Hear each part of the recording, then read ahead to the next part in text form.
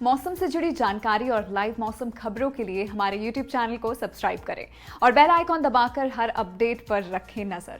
नमस्ते दोस्तों, स्काईमेट वेदर में आपका स्वागत है। मेरा नाम महेश पलावत है। तो अल नीनो एक तरह से बन चुका है और अब और ज्यादा प्रभावी होने वाला है। समुद्री सतह के तापमान बढ़ने लगे हैं और जो प्रोबेबिलिटी है वो 90% से ज्यादा पूरे मानसून सीजन में रहने वाली है।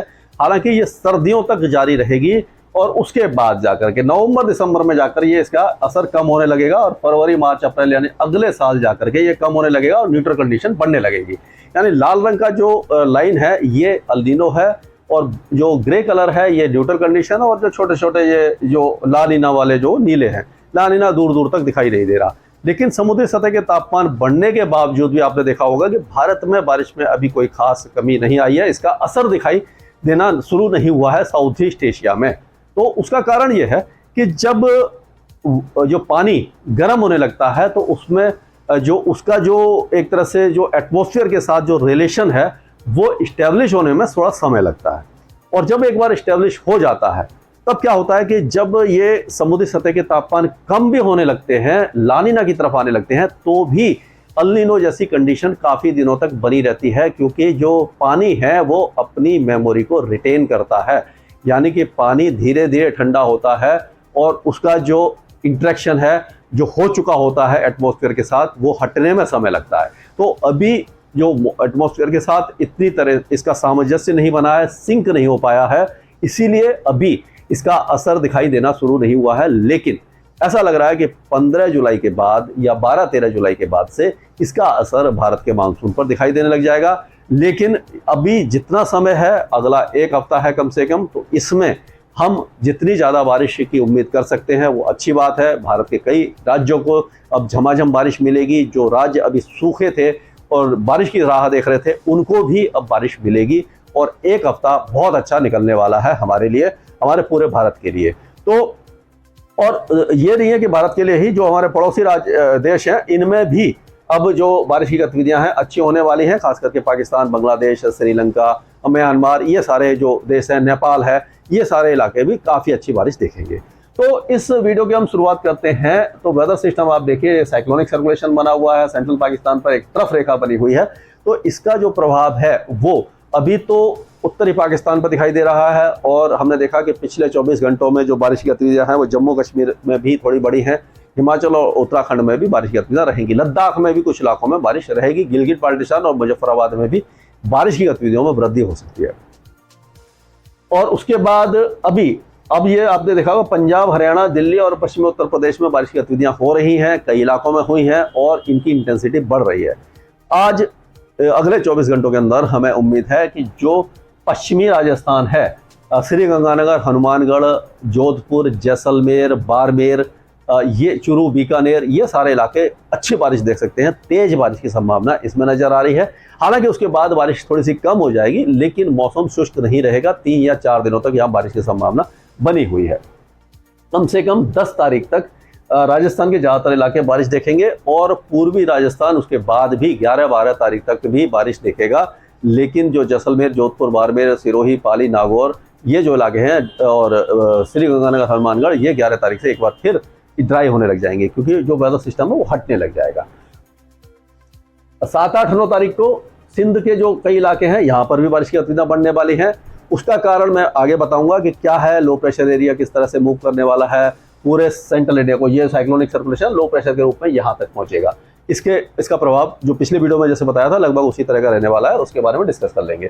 तो ये आप मान के चलिए कि जो अमृतसर से लेकर के जो फिरोजपुर, तरन तारन, अबोहर, फजलिका, यहाँ तक बारिश की संभावना है। और पटियाला और जो है गुरदासपुर है, पठानकोट है और लुधियाना है, जलंधर है, ये सारे इलाके बारिश अच्छी दिखेंगे। और उसी तरह से अम्बाला, चंडीगढ़ से लेकर के कुरुक्षेत्र, करनाल और सिरसा, फतेहाबाद, हिसार और जो नारनौल है और जो बाकी इलाके हैं, हिसार वगैरह, रोहतक, जिंद, ये सारे इलाकों में भी अच्छी बारिश की संभावना नजर आ रही है। दिल्ली के कई इलाकों में मूसलाधार बारिश हो सकती है, जल भराव हो सकता है। गुड़गांव का हाल आपने देख ही लिया, 1.5 घंटे की बारिश में ही दिल्ली की हालत खराब हो जाती है। तो ये बहुत बड़ी चिंता का विषय है कि जो सड़कें हैं वो अभी इतनी अच्छी नहीं है और वो पानी उसमें से निकलने का साधन अभी भी नहीं बना हुआ, और जो अंडरपास है वो भी पानी से भर जाते हैं। तो वो देखने वाली बात है कि बारिश वो कितना झेल पाएगी दिल्ली, लेकिन आगे अगले 3-4 दिनों तक बारिश हमें दिखाई दे रही है। और उसी तरह से उत्तर प्रदेश की बात करें तो ये साइक्लोनिक सर्कुलेशन बना हुआ है, axis of monsoon trough Uttar Pradesh और झारखंड और पश्चिम बंगाल तक जा रही है। तो इसके प्रभाव से क्या होगा कि उत्तर प्रदेश के सारे इलाके, लगभग हर जिले में बारिश की संभावना नजर आ रही है। कुछ इलाकों में ज्यादा होगी, कुछ में कम होगी। मानसून इसी तरह से देखने को मिल रहा है पिछले 8-10 सालों से कि जो बारिश है वो जो पहले होता था अल्टो स्टेटस क्लाउड हुआ करते थे। उसके बारे में मैं आपको बताऊं कि अल्टो स्टेटस क्लाउड क्या होते थे। जैसे एक शॉर्ट में बता देते हैं कि 3 तरह के क्लाउड होते हैं, low cloud, medium cloud, high cloud. Low cloud में होता है स्टेटस होता है ज्यादातर, और जो आपने देखा होगा जब मानसून आता तो एक तरह से धुएं की तरह उड़ रहे होते हैं बहुत नीचे, ऐसा लगता है कि छत से ऊपर जो 3-4 मंजिल की बिल्डिंग है उसके ऊपर से निकल रहे हैं, उसको स्टेटस कहते हैं। वो जो मानसून के समय बनते हैं, और वो मतलब जब मानसून के बारिश हो रही होती है उस समय बनते हैं। और उसके ऊपर होता है स्ट्रेटोक्यूमुलस होता है, क्यूमुलस होता है। क्यूमुलस होता है जैसे कि जो गोभी का फूल जैसा आपको दिखता होगा, जैसे बहुत बड़ा क्लाउड दिखता है व्हाइट कलर का, वो क्यूमुलस होता है। स्ट्रेटोक्यूमुलस में नीचे नीचे थोड़ा सा काला सा बादल दिखाई देता है। और क्यूमुलोनिम्बस जो गरजने वाले बादल हैं, जो ठंडर देते हैं, बिजली चमकती है, वो क्यूमुलोनिम्बस होता है। वो बहुत ज़्यादा खतरनाक होता है, बहुत तेज बारिश देता है। और उसके बाद मीडियम क्लाउड हो जाता है, अल्टो क्यूमुलस और अल्टो स्टेटस।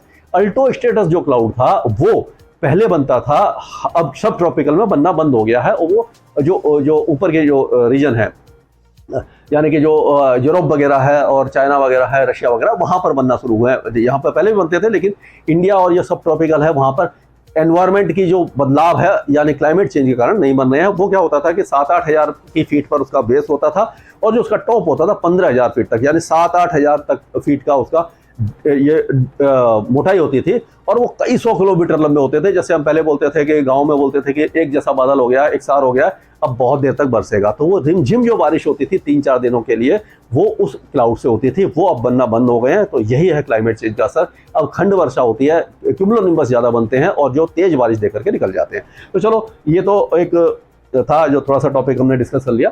तो इस तरह से ये पूरे उत्तर प्रदेश में बारिश रहेगी। बिहार और झारखंड और पश्चिम बंगाल में भी अब बारिश की गतिविधियां बढ़ने वाली हैं, और काफ़ी अच्छी बारिश, काफ़ी दिनों से इंतजार था लोगों को, लेकिन अब 4-5 दिनों तक यहाँ पर बारिश की गतिविधियां लगातार जारी रहने वाली है, और ठीक ठाक बारिश पूरे राज्य में होगी।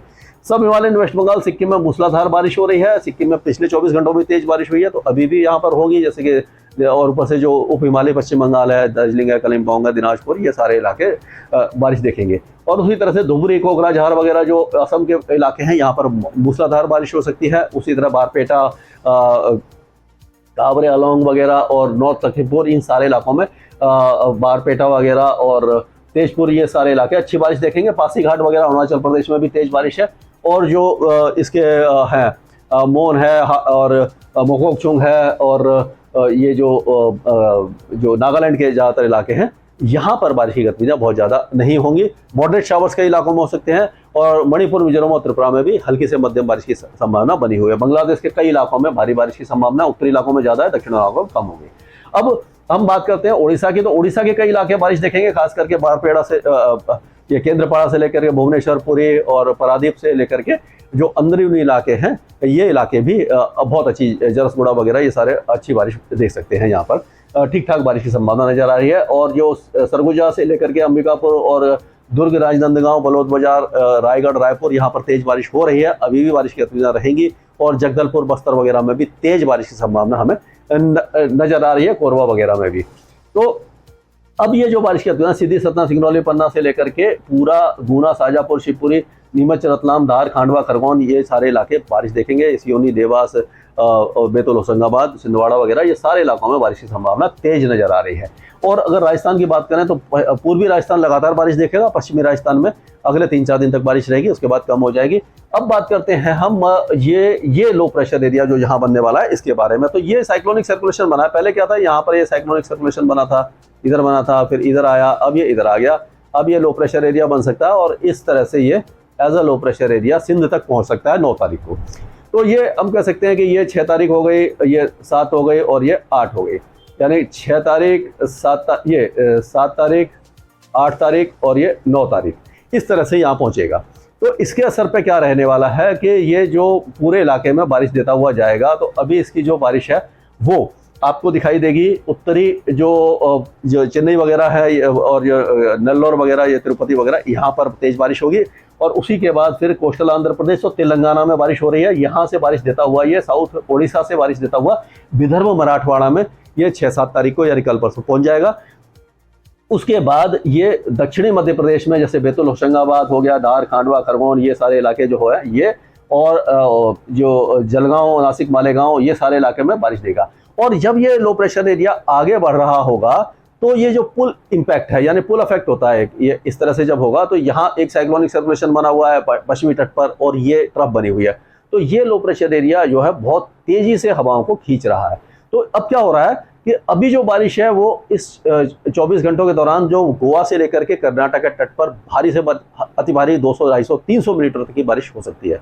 और उसके बाद ये 6, 7 और 8 में ये बारिश की गतिविधियां जो है ये और आगे आ जाएंगी। जब ये ऊपर आएगा तो ये इसको हटा देते हैं, यानी जब ये यहाँ पर आ जाएगा तो ये इस तरह से महाराष्ट्र के तट पर यानी कि 7 और 8 तारीख को जो बारिश है, जो मुंबई, थाने, दहानू, अलीबाग, रायगढ़ में भारी से अति भारी बारिश देगा। पुणे वगैरह में भी तेज बारिश दे सकता है। इसका असर ये इस तरह से दिखाई देगा। उसके बाद ये 7, 8, 9 तारीख को जो बारिश है वो पूरे गुजरात में भारी से अति भारी बारिश देगा और जो कई इलाकों में एक बार फिर बाढ़ की स्थिति पैदा हो जाएगी।